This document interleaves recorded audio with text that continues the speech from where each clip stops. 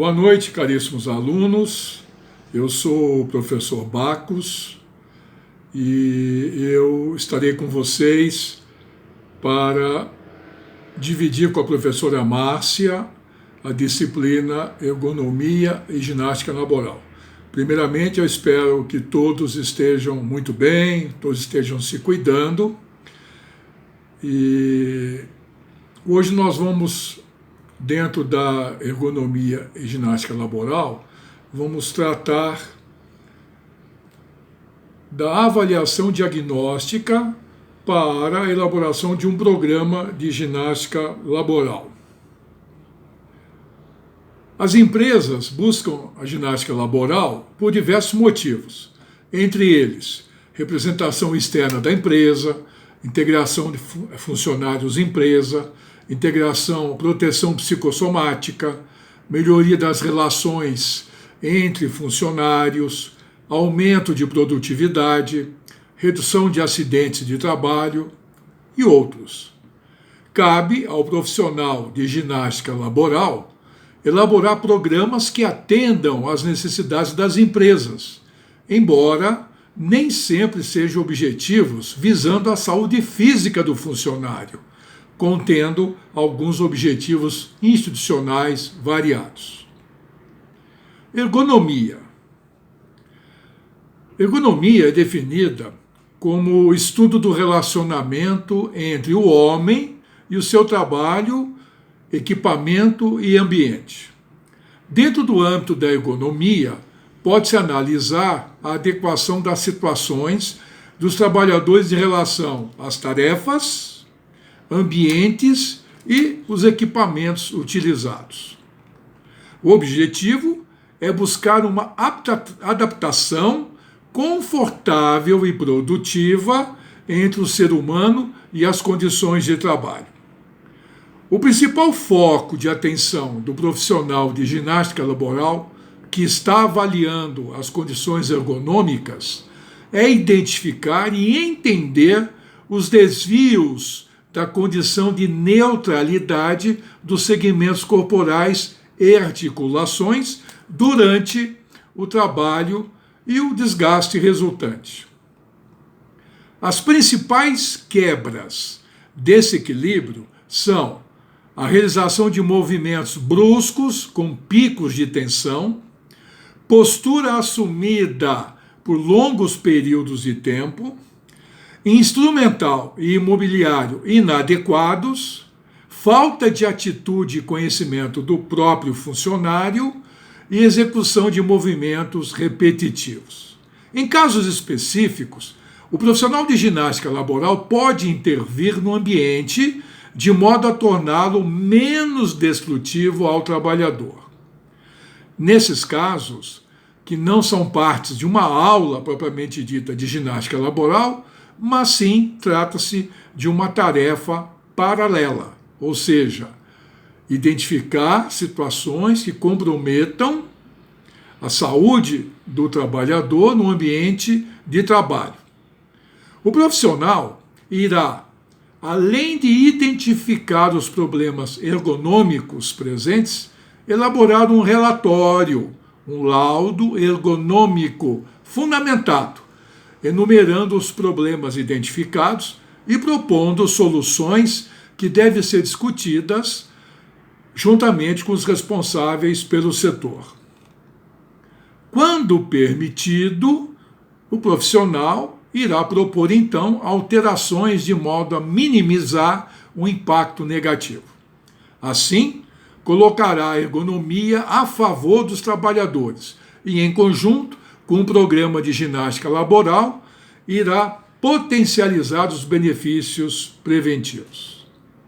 É bom também que nós analisemos algumas características laborais. Primeira delas, características típicas dos trabalhadores de produção. Os trabalhadores de produção, também conhecidos como chão de fábrica, tipicamente exercem funções com maior carga de trabalho físico e predominância de uso de funções de movimentação corporal, incluindo-se aplicação de força intensa, repetição de sobrecarga e etc.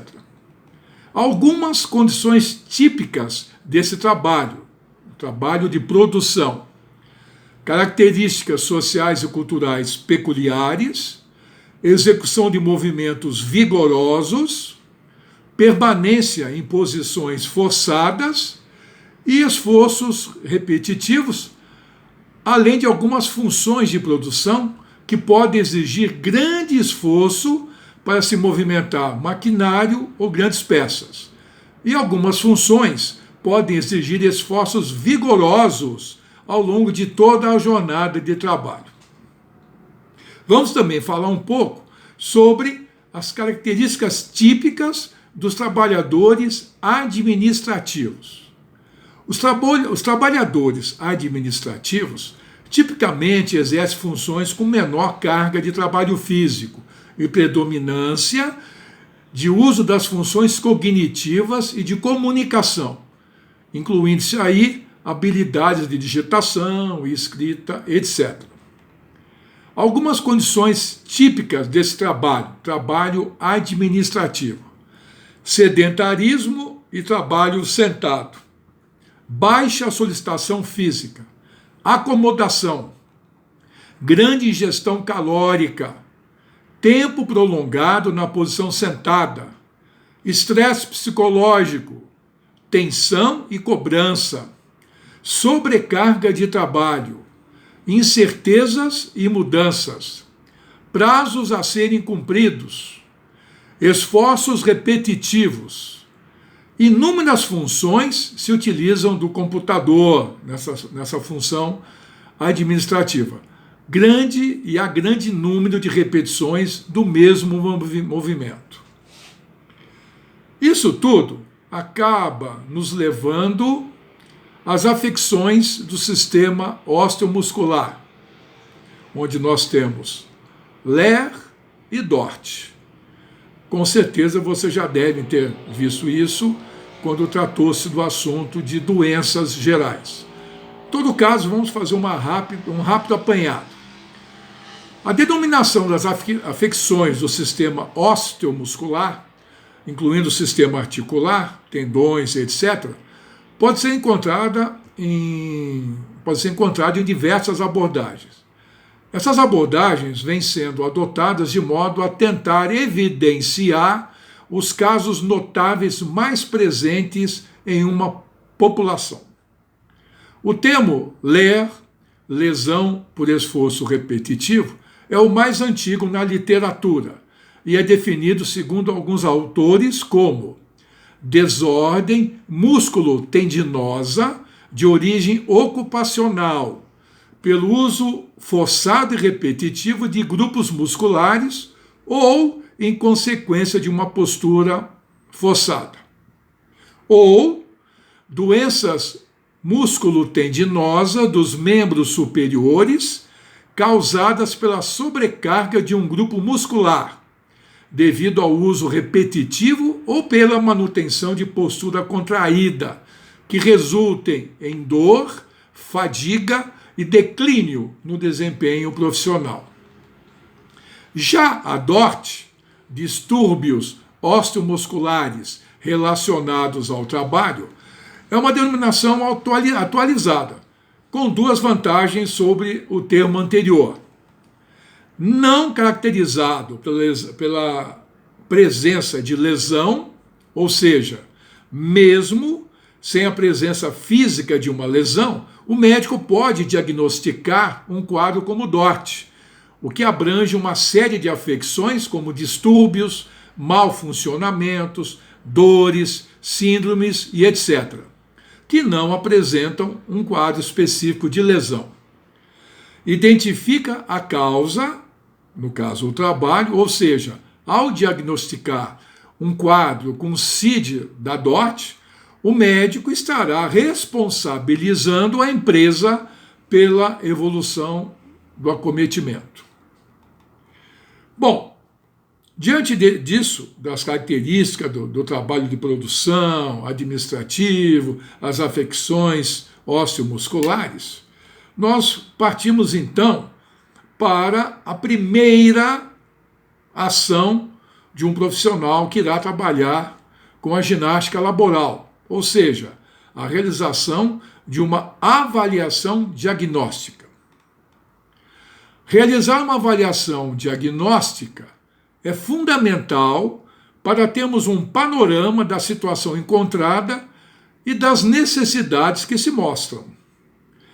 Esta avaliação ela é importante para identificar essas necessidades, os melhores momentos para a inserção da ginástica laboral em cada departamento, o levantamento de locais apropriados para a prática da ginástica laboral e o estabelecimento de um parâmetro de comparação para pesquisas futuras, visando o evidenciamento de resultados. A avaliação inicial, esta avaliação inicial, ela deve levar em conta a tarefa executada no trabalho pelo profissional, pelos profissionais, o ambiente imobiliário utilizados, as características socioculturais e físicas do funcionário, as queixas relatadas por estes ou diagnosticadas pelos departamentos de pessoal e médico do trabalho, entre outros fatores de interesse. Existem vários instrumentos que auxiliam, instrumentos já validados na literatura, que podem permitir uma análise mais confiável dos dados, embora seja muito comum os profissionais de ginástica laboral desenvolverem instrumentos próprios de avaliação, levando em conta as peculiaridades de cada empresa. Em geral, um questionário de avaliação pode conter os seguintes dados em relação aos indivíduos, aos trabalhadores, aos funcionários: idade, dados antropométricos, como peso, altura, em casos específicos, diâmetros, perímetros e dobras, parâmetros físicos, como flexibilidade, força, resistência, hábitos de atividade física, percepção de estresse, etc., e queixas álgicas. Ao avaliar a tarefa realizada, a avaliação pode conter, entre outras informações, posição tipicamente assumida durante a jornada ou parte significativa da jornada, utilização de força ou repetitividade das ações, utilização predominante de segmentos corporais ou lado do corpo mais solicitado, atrelamento da tarefa a parâmetros temporais, intervalos presentes na jornada, momentos adequados para a prática de ginástica laboral em cada departamento, possibilidade de agrupamento ou divisão dos grupos para a prática da ginástica laboral, tempo possível para ser dedicado à ginástica laboral e períodos semanais ou mensais com objeções para a prática, por exemplo, fechamento do mês e etc. Além dos questionários, uma entrevista pode ser programada quando viável, possibilitando ao profissional de ginástica laboral obter um panorama da dinâmica do trabalho na empresa e, com isso, poder melhor compreender as exigências de um trabalhador a que um trabalhador é submetido. Quais são as exigências que esses trabalhadores são submetidos. A avaliação diagnóstica ela pode ainda contar com dados fornecidos pelos próprios departamentos da empresa, tais como o RH, Medicina do Trabalho, CIPA, Departamento Jurídico e etc. Dados tais como número de afastamentos por departamento e duração média do afastamento, índice de faltas por departamento, faltas para consultas médicas, quantidade e motivo de processos trabalhistas relacionados à Lei Odort. Ao analisar o ambiente, é possível, pelo profissional que irá trabalhar com a ginástica laboral, identificar fatores ambientais característicos de exigência estressora, temperatura, vibração, ruídos, etc. Locais adequados para a prática de ginástica laboral. Assim, o profissional de ginástica laboral deve buscar uma boa relação pautada na ética, para poder contar com esses dados, se possível, pois provavelmente estes estão vinculados com a expectativa da empresa em melhorar tais parâmetros. Em síntese, uma avaliação diagnóstica, ela bem feita, ela é fundamental para que o profissional que irá trabalhar com a ginástica laboral possa efetivamente elaborar um programa adequado às condições e às características daquele ou daqueles profissionais. É de suma importância que essa avaliação ela seja feita criteriosamente para que esse profissional tenha condições de exercer de forma eficaz e eficiente a sua função e alcançar os objetivos da ginástica laboral.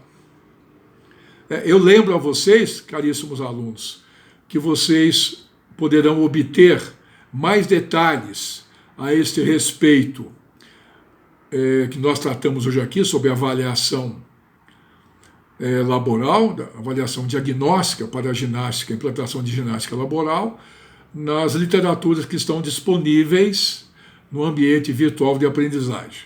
Desejo a todos bons estudos e nós estaremos, no período de aula, à disposição para dirimir quaisquer dúvidas a respeito desse tema que tratamos. Muito obrigado pela atenção, cuidem-se e até a semana que vem.